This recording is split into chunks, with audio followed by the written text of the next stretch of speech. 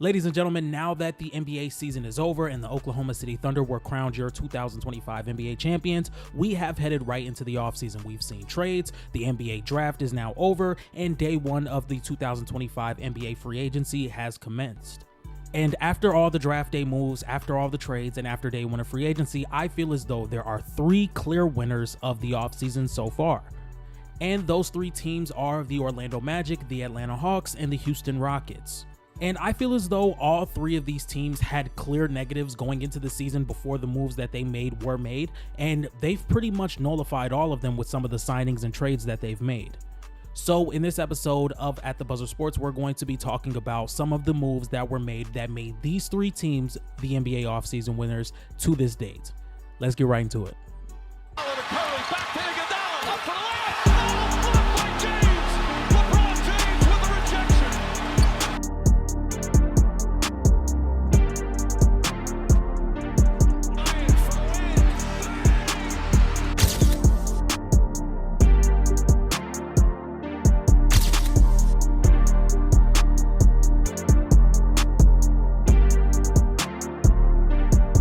And before we start this video, I do want to say I do have all three videos of these teams, separate videos, basically when they made their moves after Houston traded for Kevin Durant. I made a reaction video talking about that. I also talked about it on the Hoop Talk podcast. The link will be in the description below. I also talked about the Orlando Magic when they traded for Desmond Bane. So if you guys want to watch that video, it's on my channel.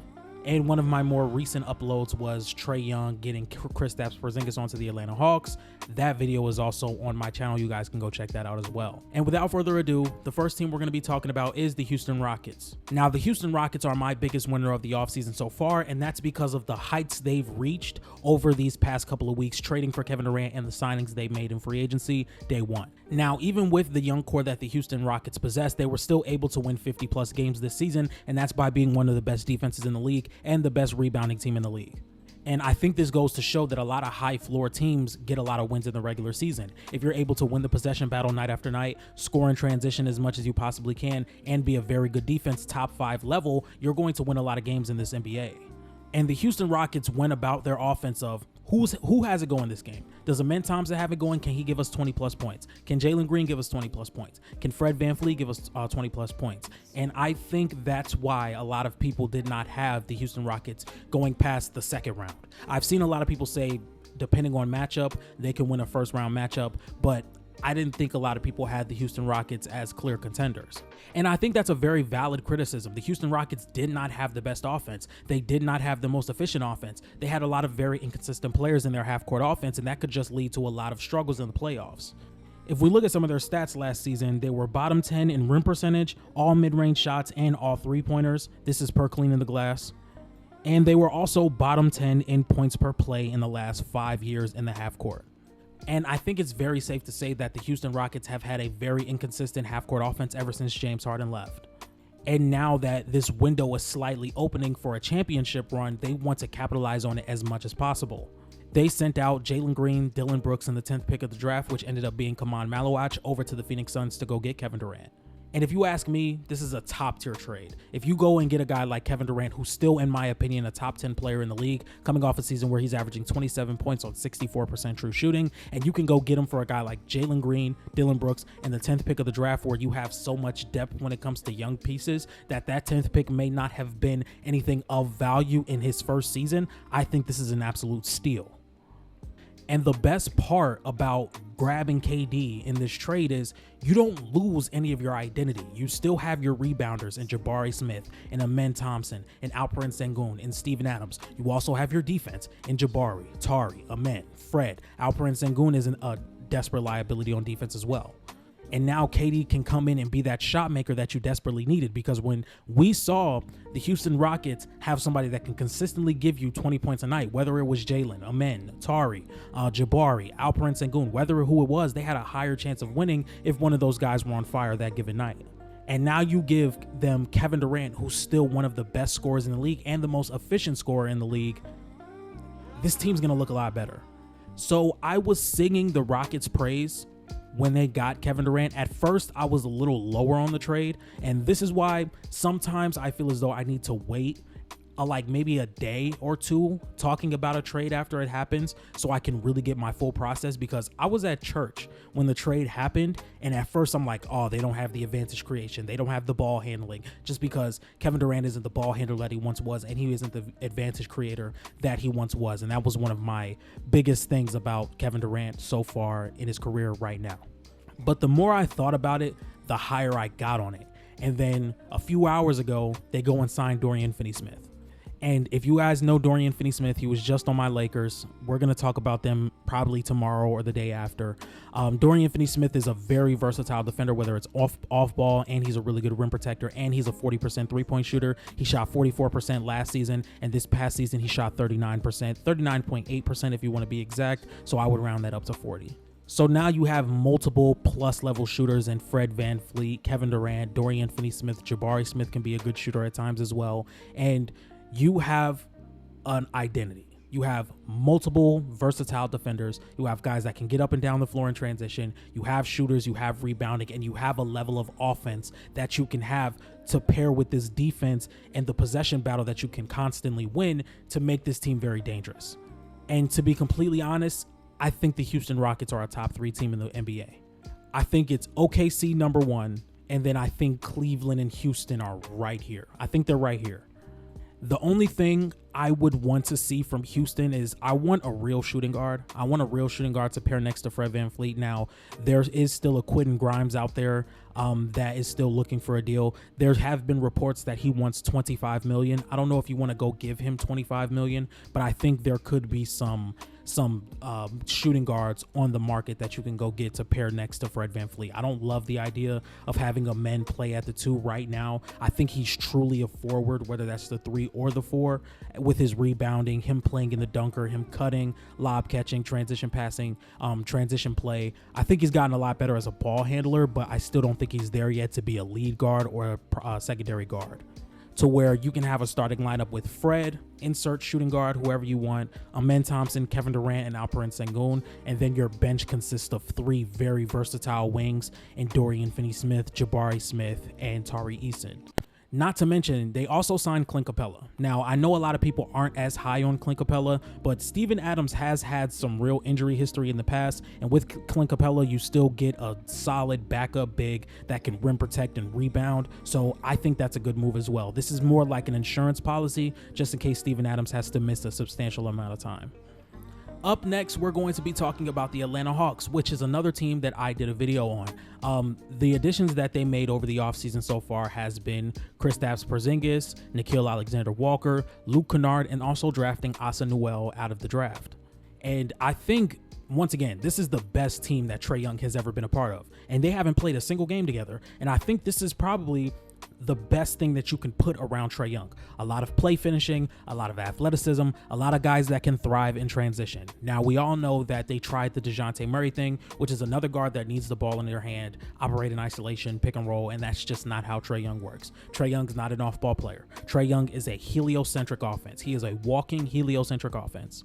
So when you add a bunch of lob catchers, transition guys, corner three-point shooters, guys like Zachary Risachet and Luke Kennard, you have a pick and pop big in Kristaps Porzingis, you have a pick and roll candidate with Onyeka Okongwu and Jalen Johnson. I think this is a team that could be a top 4 team in the East. We all know how heavy Trae Young played out of pick and roll last year and how he has played out of pick and roll throughout his entire career. He's consistently been at the top of the league in pick and roll attempts per game. And when you have somebody that can get into the teeth of the defense, can manipulate defenses, can make the right lob pass, he just spoon feeds open looks to lob threats and corner three-point shooters. And he's also a really good player in transition. When his pull-up three-point shot is falling, how do you guard that?